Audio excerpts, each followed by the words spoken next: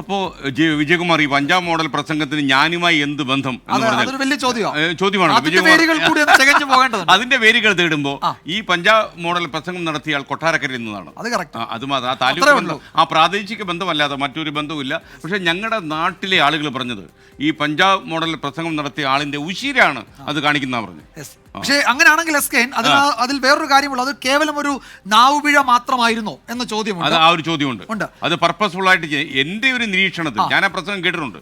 കേട്ടപ്പോൾ എനിക്ക് മനസ്സിലായത് അത് ശുദ്ധ നാവുപിഴയാണ്. നാവുപിഴ മാത്രമാണ്. കാരണം അദ്ദേഹം വളരെ ആവേശത്തോടെ പ്രസംഗിച്ചു വന്ന ഒഴുക്കിലെ ഒരു കാറ്റ് കാച്ചിയതാണ്. പക്ഷെ അത് വിവാദമാക്കിയത് അന്ന് അദ്ദേഹത്തോടൊപ്പം ഉണ്ടായിരുന്നവർ തന്നെയാണ്. അന്ന് ജി കാർത്തികേയൻ യൂത്ത് കോൺഗ്രസിന്റെ സംസ്ഥാന അധ്യക്ഷനായിരുന്നു.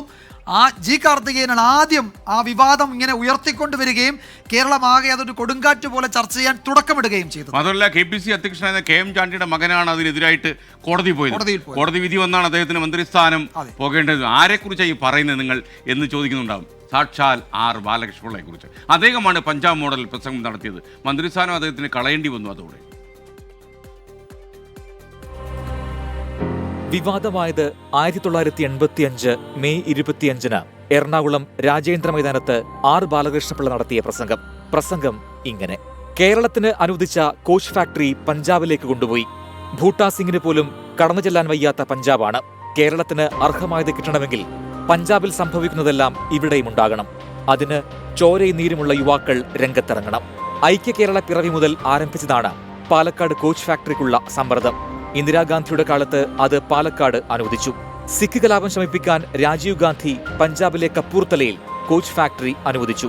പാലക്കാട്ടെ ഫാക്ടറിയാണ് കൊണ്ടുപോയത് എന്നായിരുന്നു R ബാലകൃഷ്ണപിള്ളയുടെ വിമർശനം. കെ കരുണാകരൻ മന്ത്രിസഭയിൽ വൈദ്യുതി മന്ത്രിയായിരിക്കുമ്പോഴാണ് പ്രസംഗത്തെ ആദ്യം വിമർശിച്ചത് യൂത്ത് കോൺഗ്രസ് സംസ്ഥാന പ്രസിഡന്റ് ജി കാർത്തികേയൻ. ഹൈക്കോടതിയിൽ ഹർജി നൽകിയത് മുൻ KPCC അധ്യക്ഷനും ഗവർണറുമായ KM ചാണ്ടിയുടെ മകൻ KC ചാണ്ടി. ഹൈക്കോടതിയിൽ കേസ് പരിഗണിച്ചത് ജസ്റ്റിസ് KP രാധാകൃഷ്ണ മേനോൻ.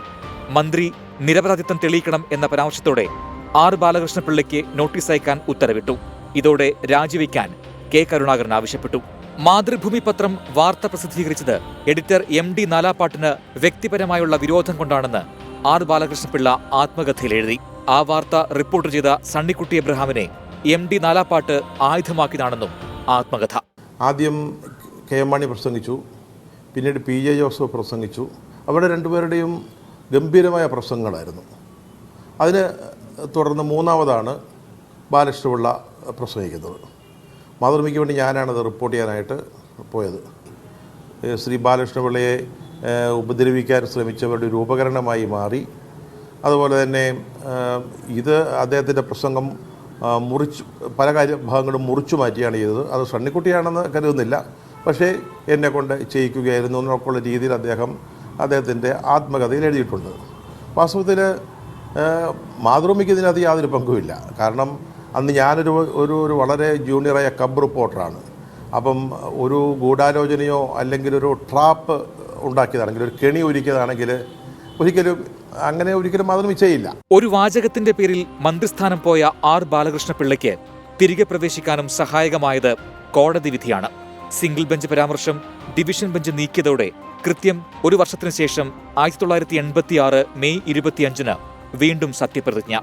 അതേ വൈദ്യുതി വകുപ്പിൽ തന്നെ മന്ത്രിയുമായി. Election desk 24. എന്നാലും അദ്ദേഹം തിരിച്ചു മന്ത്രിയാവുന്നൊക്കെ നമ്മുടെ നാട്ടിൽ 150 കാറോടെ ആഘോഷിച്ചത് വലിയ ഉത്സവമായിരുന്നു. ഇളകി മറിഞ്ഞു.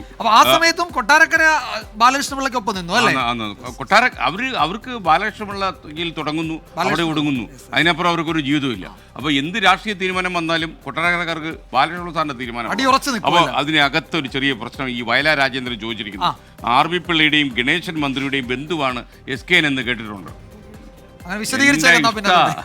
ഞങ്ങൾ ബന്ധമുണ്ട്, സൗഹൃദ ബന്ധമുണ്ട്, അത്രേ ഉള്ളൂ. സ്നേഹബന്ധമുണ്ട്, പലപ്പോഴും കാണാറുണ്ട്. പിന്നെ KB ഗണേഷ് കുമാർ കാര്യങ്ങളൊക്കെ കാണുമ്പോൾ നമ്മൾ സംസാരിക്കും. പിന്നെ 24 ഏറ്റവും അടുത്ത് നിന്ന് കാണുന്ന ഒരാളാണ്. പരസ്യമായി പറഞ്ഞിട്ടുമുണ്ട് ഏറ്റവും കൂടുതൽ കാണുന്ന TV ചാനൽ 24 ആണെന്ന്. ആ സ്നേഹമൊക്കെ നമുക്കുണ്ടാവും. ഇങ്ങോട്ടും അങ്ങോട്ടും ഒക്കെ അല്ലേ? ഒരു സ്നേഹം ഉണ്ടാവില്ല.